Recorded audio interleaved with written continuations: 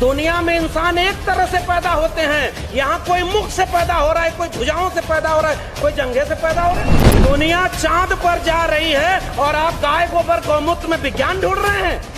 ये अंबेडकर के सपनों का भारत है क्या? आप अमेरिका में जाकर इस देश के प्रधानमंत्री कहते हैं कि हम युद्ध के नहीं बुद्ध के देश हैं, और यहाँ भारत में आकर के बुद्ध के खिलाफ युद्ध छिड़े हुए हैं। एक हाथ में जय भीम जय मंडल और दूसरे हाथ में परशुराम की कटार, ये कभी नहीं चलेगा, वरना पीढ़ियां आपको माफ नहीं करेंगी। विष्णु मंदिर परशुराम मंदिर बनवा के बहुजन से सर्वजन करवा के आप क्या अपने आने वाली पीढ़ियों को जवाब दे पाएंगे? इस देश में जब स्कूल कॉलेज और विश्वविद्यालय के लिए आंदोलन होना चाहिए तो मंदिर मस्जिद के लिए आंदोलन हो रहा है। ये अंबेडकर के सपनों का भारत है। जो लोग डॉक्टर अंबेडकर का नाम लेते थे वो आज आलीशान महलों में रह रहे हैं, और जिन्होंने उनकी किताबों को एक किया वो आज ऐसे टूटे फूटे घर में रह रहे हैं। जो बेच रहे हैं भारत को, मैं चैन से कैसे सो जाऊं, सौगंध मुझे इस मिट्टी की, मैं देश नहीं बिकने दूंगा। और हो क्या रहा है? शिक्षा बिक गई है, तो हवाई चप्पल वालों को जहाज में जलाएंगे, जहाज बिक गया, एरोप्लेन बिक गया, रेलवे बिक गई, सरकारी नौकरी -1% बची है। आपका रिजर्वेशन कहां बचा है? ये अंबेडकर के सपनों का भारत है क्या? कि डॉक्टर अंबेडकर के सपनों का जो भारत है, सामाजिक न्याय का जो भारत है, उसे कैसे बनाया जाए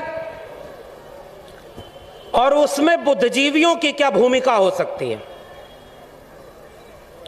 इस बात में हमें अपनी बात कहनी है। और आपने मुझे बुलाने का जोखिम भी उठाया है, तो मैं पूरे भरोसे पर खरा उतरूंगा, क्योंकि न तो अभी मैं किसी पार्टी का विधायक हूं, न सांसद हूं, और न मुझे आपका वोट चाहिए।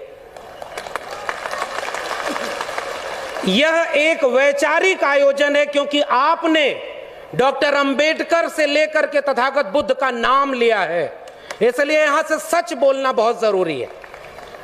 और आपके विषय पर पहली मेरी बात यही है कि बुद्धिजीवियों की आज सबसे बड़ी भूमिका क्या है।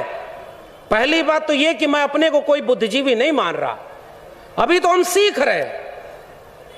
मैं उस जमीन पर हूं जहां अभी आज अलीगढ़ में हम अनंतराव अकेला साहब से मिलकर आए और मान्यवर कांशीराम का संग्रह लेकर आए कि डॉक्टर अंबेडकर ने जितना जो बात कही थी, मान्यवर कांशीराम ने, डॉक्टर अंबेडकर ने किताबों को जोड़ा, मैंने लोगों को जोड़ा है। उनके साथी से ये ऊर्जा लेकर आया, उनका घर देख करके आया जिस घर में वो रह रहे हैं, और उनकी पीड़ा भी सुन करके आया। जो लोग डॉक्टर अंबेडकर का नाम लेते थे वो आज आलीशान महलों में रह रहे हैं, और जिन्होंने उनकी किताबों को एक किया वो आज ऐसे टूटे फूटे घर में रह रहे हैं।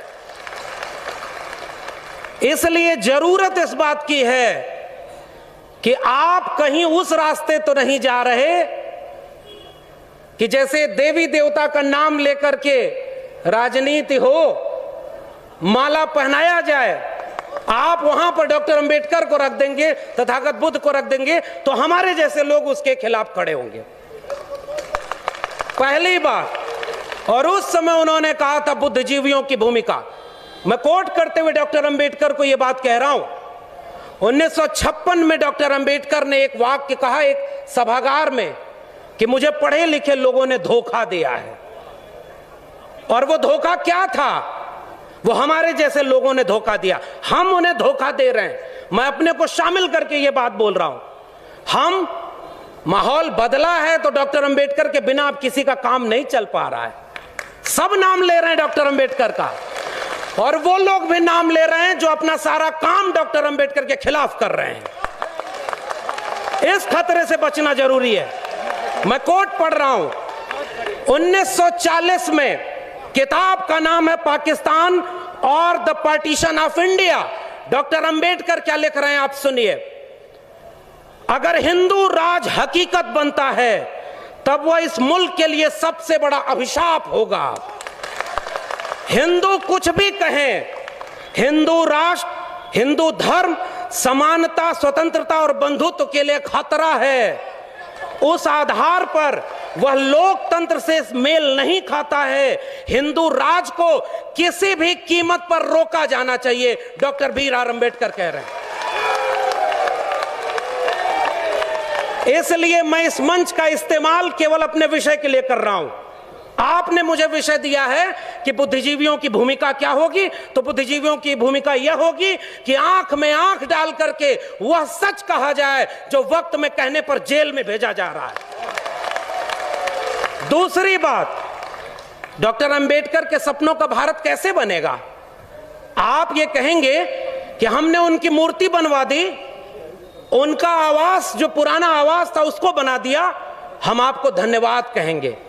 फिर आपसे पूछेंगे कि डॉक्टर अंबेडकर के सपनों के भारत में क्या था? आप कह रहे हैं शिक्षा थी। तमाम नेता लोग हैं, मैं किसी का नाम नहीं लूंगा, बुद्धिजीवी इशारों में बात करता है। हम किसी व्यक्ति और नेता को इतना महत्व क्यों दें कि उसका नाम लेने की जरूरत पड़े? अब मैं आपसे सवाल पूछ रहा हूं, डॉक्टर अंबेडकर, बिरसा, फूले, पेरियार, यहां से लेकर तथागत बुद्ध तक सबसे महत्वपूर्ण लड़ाई कौन सी थी? शिक्षा की। आपने भी कहा शिक्षा की लड़ाई अगर सबसे महत्वपूर्ण है और शिक्षा के लिए सारा काम हो रहा है, तो एक बात बताइए, इस देश में जब स्कूल, कॉलेज और विश्वविद्यालय के लिए आंदोलन होना चाहिए तो मंदिर मस्जिद के लिए आंदोलन हो रहा है। ये अंबेडकर के सपनों का भारत है।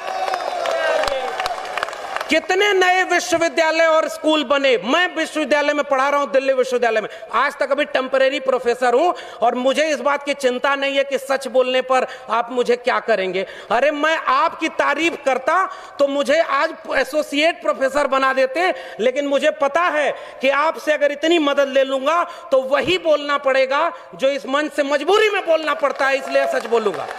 अब मैं आपको तथ्य दे रहा हूं। पहली चुनौती आज के नौजवानों की, नई शिक्षा नीति बनाई गई है। मैं 3 क्लॉज उसके बता रहा हूं। पहला, स्कूल जो पर हर एक गांव के पास स्कूल बनाए गए थे, उन स्कूलों को अगर 3000 से कम विद्यार्थी हैं तो उन्हें मर्जर या क्लोजर की पॉलिसी के तहत बंद किया जाएगा और गांव में मेटा स्कूल बनाए जाएंगे। बताइए, यह शिक्षा क्रांति है? दूसरी बात, 45,000 डिग्री कॉलेज इस समय इस देश में आज हैं। नई शिक्षा नीति 2020 कह रही है कि 20 साल में 45,000 डिग्री कॉलेज को क्लोजर